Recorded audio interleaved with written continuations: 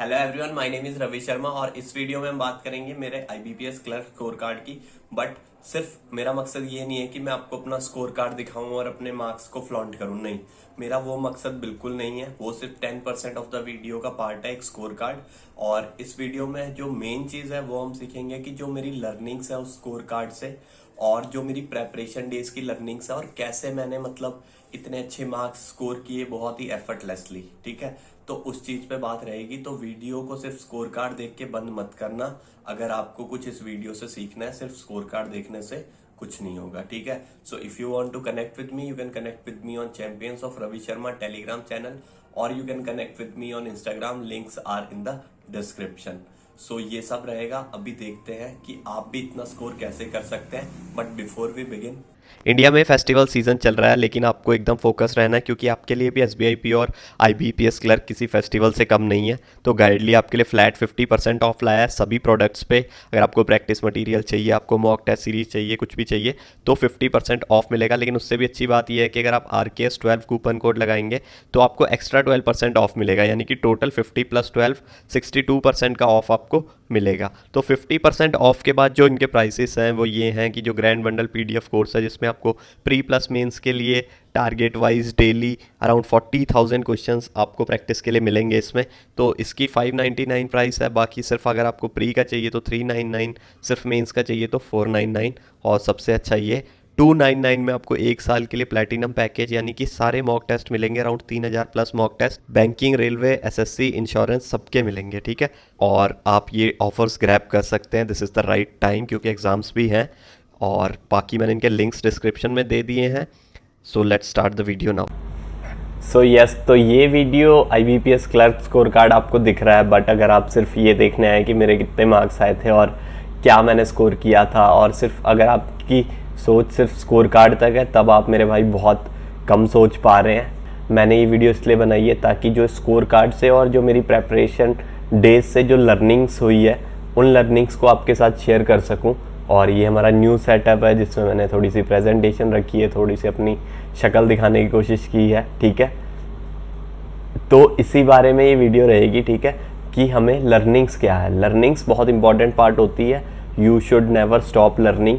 चाहे छोटे से सीखो, चाहे बड़े से सीखो, चाहे किसी से भी सीखो, but learning is a constant process, और उसी के बारे में पूरी बात होएगी।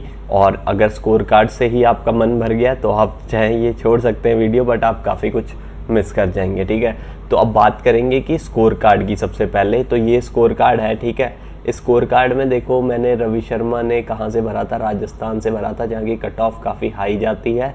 और ये 8/12/2019, यानी कि लगभग 1.5 साल पहले ये पेपर हुआ था। ठीक है, ऑलमोस्ट 2 साल होने वाले हैं, और जनरल अपनी कैटेगरी है। ठीक है, तो ये जो पेपर है इसमें इंग्लिश में मेरे 27.50 हैं। कितने में से? 30 में से। अगर आपको यहाँ साफ नहीं दिख रहा तो आप यहाँ देख सकते हैं।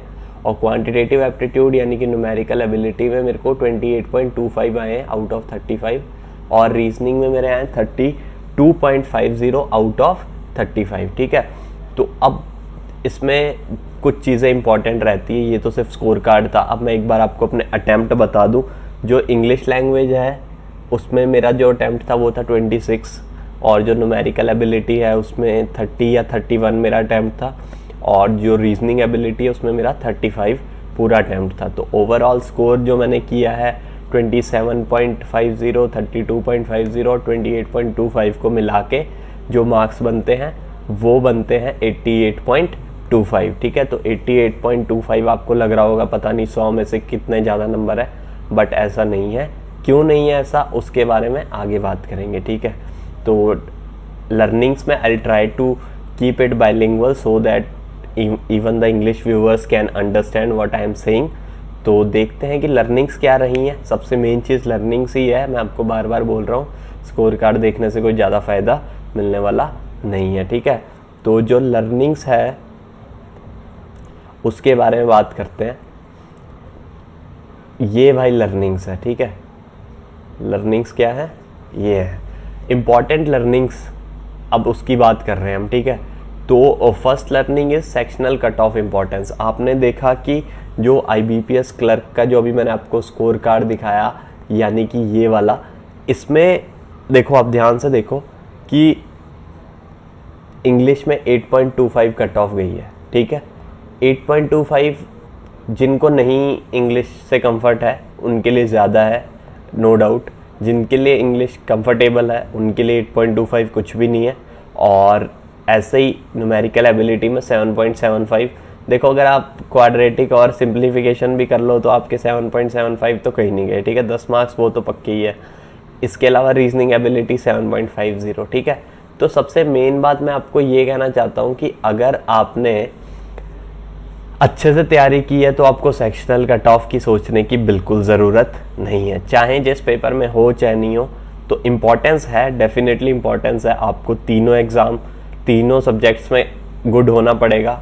कई बच्चे ऐसे होते हैं जो मैथ्स और रीजनिंग में बहुत अच्छे होते हैं, जैसे उनके 35, 70 आ जाए, फिर भी और 4-5 मार्क्स उनके इंग्लिश में आ जाए तो उनका कट ऑफ क्लियर हो सकती है overall, but sectional cut off में वो फंस जाएंगे, क्योंकि जो सेक्शनल कट ऑफ है वो इंग्लिश की 8.25 गई है, ठीक है। तो आपको सेक्शनल कट ऑफ की इम्पोर्टेंस बस इतनी समझनी है कि जो सेक्शनल कट ऑफ है उसमें आपको थोड़ा थोड़ा हर सब्जेक्ट का आना चाहिए। You should be comfortable with all the subjects, ठीक है। पहली लर्निंग ये है, सेक्शनल कट ऑफ आपकी अपने आप क्लियर होगी if you are feeling comfortable with every subject, decently comfortable, ठीक है। सब्सटेंशियल अमाउंट ऑफ कंफर्ट अगर आपका सबके साथ है तो ठीक है, ठीक है।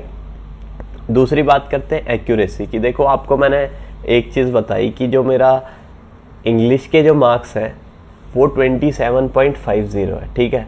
27.50 मार्क्स है, जबकि मैंने आपको बोला कि मेरी जो अटैम्प्ट्स थे वो मेरे सिर्फ 26 थे। अब आप सोचो कि 26 अटैम्प्ट से 27.50 मार्क्स कैसे आ गए। देखो इंग्लिश लैंग्वेज का जो इसका पेपर था, वैसे तो मैं हमेशा कोशिश करता हूँ कि मेरे 30 ही अटैम्प्ट हो, बट जो ये पेपर था इसमें मेरे अटैम्प्ट हुए 26, ठीक है।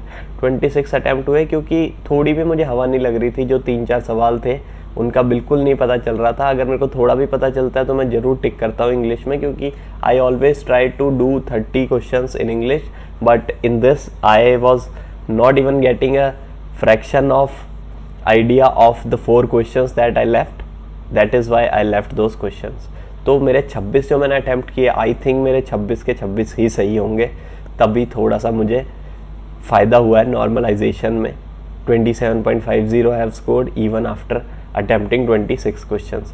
तो एक्यूरेसी की इंपॉर्टेंस यहाँ पे रहती है। इंग्लिश में भी क्वांटिटेटिव एप्टीट्यूड में भी मेरे अराउंड 30 अटैम्प्ट्स थे और मेरे 28.25 मार्क्स आए, which is also very good. उसके अलावा क्या रह गया, रीजनिंग में भी 35 अटैम्प्ट है, 32.50 मेरे मार्क्स है, ठीक है। तो ये मार्क्स इसलिए भी ज़्यादा है क्योंकि एक्यूरेसी सही थी। तो एक्यूरेसी का भी आप खास ध्यान रखना। दूसरी लर्निंग मेरी ये रहेगी, ठीक है। इसके बाद बात करते हैं थर्ड लर्निंग की। तो थर्ड लर्निंग हमारी है minimum target off score in your mind. जब भी मैं देखो पेपर देने जाता हूँ क्लैरिकल का या फिर पीओ का, जो मेरा माइंडसेट है वो सेम रहता है, जो कि मिनिमम अटेम्प्ट मैं करने की सोचता हूँ, ठीक है। वैसे तो आपको 100 क्वेश्चंस के लिए हमेशा जाना चाहिए, बट जो मेरे माइंड में रहता है कि मेरे को ये लगता है कि मेरे को इंग्लिश में देखो 30 अटैम्प्ट करने, अटैम्प्ट की बात कर रहा हूँ, अभी मैं मार्क्स की बात नहीं कर रहा हूँ, ठीक है। मेरी कोशिश रहती है कि मैं इंग्लिश में 30 अटैम्प्ट करूँ, क्वांट में मिनिमम 30 अटैम्प्ट करूँ और रीजनिंग में मैं 35 अटैम्प्ट करना चाहता हूँ हर बार, और लगभग हर बार हो भी जाते हैं, कई बार नहीं भी होते, तो आपको उसकी टेंशन नहीं लेनी है। बट एक मिनिमम टारगेट आपके माइंड में होना चाहिए, इवन इन मॉक्स और इवन इन द एग्ज़ाम, ठीक है। तो दैट इज़ वेरी इंपॉर्टेंट। हाँ, that target helps you in the required push. जो आपको एक पुश चाहिए होता है, आपको थोड़ा सा चाहिए, एक फोर्स चाहिए जिससे आप अपने माइंड को और अपने जो हाथों को कोऑर्डिनेशन को, हैंड आई कोऑर्डिनेशन को भी अच्छे से चला सको। तो वो तभी आपका माइंड फोकस रहता है। अगर आपके कोई बैक ऑफ द माइंड कोई नंबर हो, उस नंबर का कोई एक्स्ट्रा प्रेशर नहीं लेना, बट एक पॉजिटिव पुश के लिए वो इम्पॉर्टेंट है। अब चौथी चीज़ हम जिसकी बात करेंगे, the fourth thing that I will talk about is 88.50 marks are not too much if you prepare well, ठीक है। तो आपको यहाँ से लग रहा होगा, जो एक तो बिगिनर्स और जो दूसरे वो जो कंसिस्टेंटली अपने टारगेट्स को हिट नहीं कर रहे हैं, वो भी सोच रहे होंगे कि यार 88.50 मार्क्स कैसे आगे सर के या फिर भैया के। तो वो जो मार्क्स हैं, देखो ये मैं सच बता रहा हूँ, ये बहुत ही कंफर्ट जोन में मेरे मार्क्स आए हैं।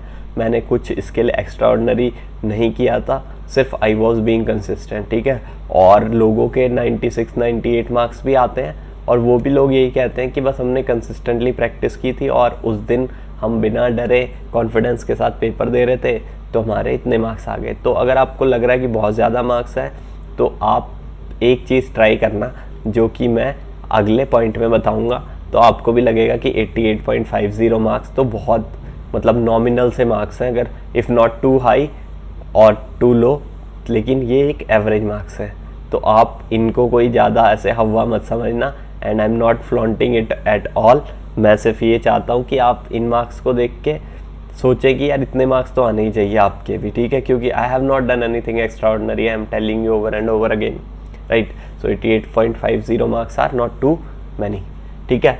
इसके बाद मैंने क्या बोला कि ये कब ज़्यादा नहीं होंगे, अगर आप प्रिपेयर वेल करेंगे। तो प्रिपेयर आप कैसे अच्छे से कर सकते हैं, देखो आपको मैंने बहुत बार मतलब कम से कम 100 या 150 बार मैंने आपको बोल दिया है कि जो डेली टारगेट्स हैं वो अगर आप डेली टारगेट्स हिट कर रहे हो, ठीक है, अगर आप वो स्कोर कर रहे हो हाई वो मार्क्स, अगर आप डेली टारगेट्स हिट कर रहे हो तो आपको हाई मार्क्स स्कोर करने से प्रीलिम्स में कोई नहीं रोक सकता। और अगर आप प्रीलिम्स में भी अच्छे मार्क्स नहीं ला पा रहे हैं तो देखो गलती किसी और की नहीं है, गलती आपकी है। मेंस में मान सकते हैं कि थोड़ा सा लेवल हाई हो जाता है, बट अगर आप प्री में भी मार्क्स नहीं ला रहे हैं तो देखो ये पूरी आपकी गलती मैं कहूँगा, क्योंकि आप कंसिस्टेंट नहीं है अपनी जर्नी में और अपनी इस प्रेपरेशन जर्नी में, ठीक है।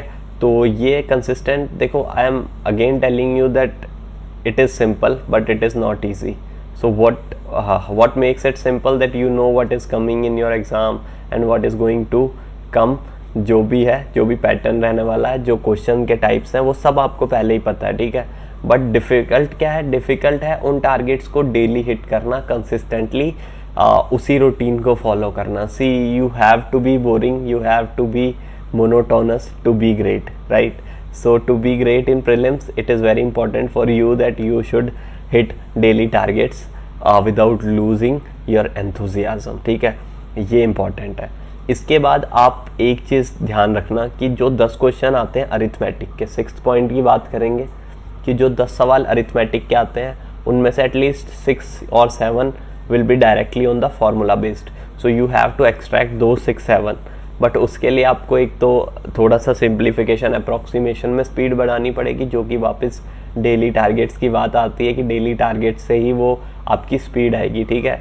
तो अरिथमेटिक के जो 10 सवाल हैं उसमें से 5 या 6 तो बहुत ईजी होते हैं, तो आपको उन सवालों को ढूंढना है और उन तक आप पहुंच ही ना पाओ वो बड़ी दिक्कत है। उनका तभी पहुंचोगे अगर आप बहुत पुश कर रहे हो अपने आप को डेली कंसिस्टेंटली टारगेट्स में, ठीक है। तो ये बड़ा इंपॉर्टेंट है कि आप अरिथमेटिक के जो 10 सवाल हैं उनमें से भी कम से कम 5 करो, तभी मेरे दिमाग में वो रहता है टारगेट कि मुझे बाकी तो सब कुछ करना ही है, जो क्वाड्रेटिक है, जो सिंप्लीफिकेशन है, जो मिसिंग नंबर सीरीज़ है या रॉन्ग नंबर सीरीज़ है या जो DI है, वो सब तो करना ही है। उसके अलावा 5 या 6 सवाल मुझे अरिथमेटिक के भी करने हैं। तो I was very happy when ever I attempted around 30 or 32, and in one exam I have scored 35 out of 35 as well in RBI assistant prelims. So it is very important for you to clear at least the basics. So there was a teacher who always told me that he used to tell me that you should know something about everything. So I iterate the same thing again and I would say that you should know something about everything. तो आप basics अच्छे से कीजिए एक बार arithmetic के। अगर आप बहुत हाई लेवल नहीं भी करना चाहते एक बार बेसिक्स तो करो यार, ठीक है। बेसिक्स करो, 50 60 100 सवाल सॉल्व करो, उसके बाद आगे बढ़ो, ठीक है। इसके बाद बात करते हैं कि रीजनिंग में 35 सवाल कैसे सॉल्व किए जा सकते हैं।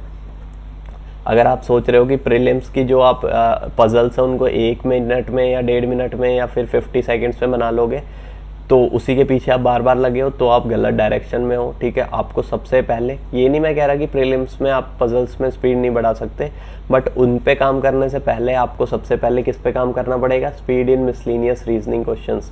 इन पे अगर आप थोड़ा सा टाइम लगाओगे डेली, जो कि इन डेली टारगेट्स में ही मैंने बताया हुआ है। डेली टारगेट्स क्या है वो उसकी भी लिंक मैं डिस्क्रिप्शन में दे दूंगा, जबकि मैंने बहुत बार बता दिया है, काफ़ी वीडियोस में वो टारगेट्स फ्लैश कर दिए हैं। अगर आप वो कर रहे हैं तो आपका फ़ायदा हो जाएगा।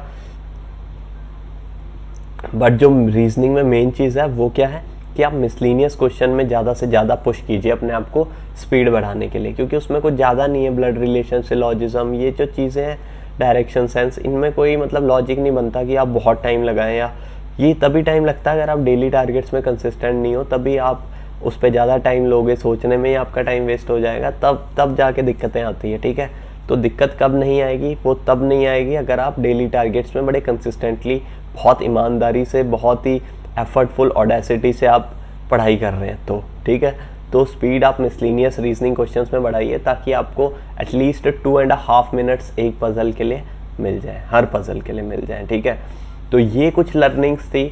आप भी बहुत अच्छा स्कोर कर सकते हैं, बस आप डेली टारगेट्स पे फोकस कीजिए, और जो प्री रिक्विजिट्स हैं, यानी कि जो आपको टेबल्स आने चाहिए 20 तक, आपको क्यूब्स आने चाहिए 20 तक, आपको स्क्वायर्स आने चाहिए 50 तक, और आपको परसेंटेजेस टू फ्रैक्शन आनी चाहिए 1/2, 1/3, 1/25 तक। ठीक है, तो ये बहुत ज़्यादा इंपॉर्टेंट चीज़ें हैं, और यही सब कुछ मुझे डिस्कस करना था।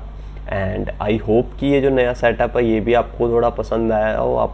मेरे को भी अभी ज़्यादा पता नहीं है, मैंने बड़े जुगाड़ से सेट किया है, तो मैं ट्राई करूँगा कि और भी इसको अच्छे से सीखूँ, इस सॉफ्टवेयर को, और आपके लिए और अच्छी क्लासेस लेके आऊँ। स्मार्ट अप्रोचेस वाली भी सीरीज़ चल रही है, अगर आपने नहीं देखी है तो वो भी देखिए आप, ताकि आपको पता चले कि फास्ट कैसे किया जाता है। बट उसके लिए आपको एक बार वो समझना पड़ेगा जो कंसेप्ट होता है उसके पीछे। तो हम अप्रोच भी बताते हैं आपको, स्मार्ट अप्रोच, और कंसेप्ट भी बताता हूँ मैं, ताकि आपका पूरा एक कंसेप्ट भी क्लियर हो जाए और अप्रोच भी आपको पता चल जाए। ठीक है, तो अगर आपको वीडियो अच्छी लगी तो आप वीडियो को लाइक कर सकते हैं, और आप सब्सक्राइब भी कर सकते हैं channel if you are new, and you are free to do whatever you want, like, dislike, it is all your choice, right?